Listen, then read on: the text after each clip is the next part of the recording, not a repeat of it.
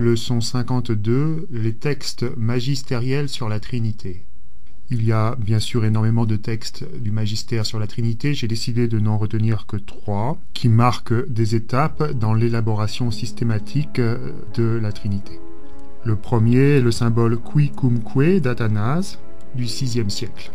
Il situe déjà l'essentiel du vocabulaire trinitaire, l'unité divine dans l'égalité des 3 personnes et les processions entre ces personnes.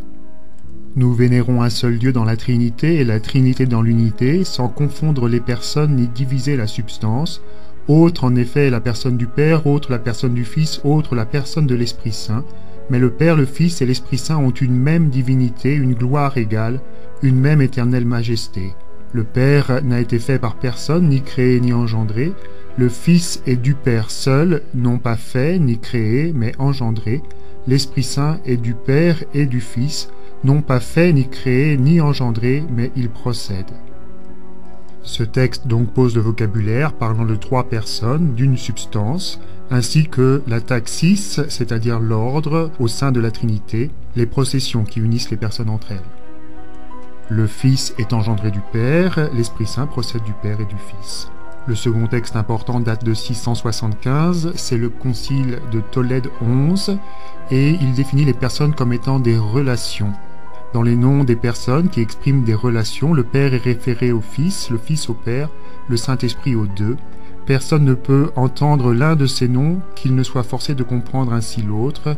Cependant, ils ont une seule nature ou substance, pas 3 substances. Cette Sainte Trinité, qui est un seul vrai Dieu, n'est pas hors du nombre, mais elle n'est pas enfermée dans le nombre. Enfin, le 3e texte retenu date de 1442, il s'agit du Concile de Florence, plus précisément de la bulle Cantate Domino. Cette bulle nomme l'opposition de relation comme principe de distinction trinitaire. L'importance vient du fait que l'opposition de relation est la seule opposition qui préserve l'égalité des 3 personnes.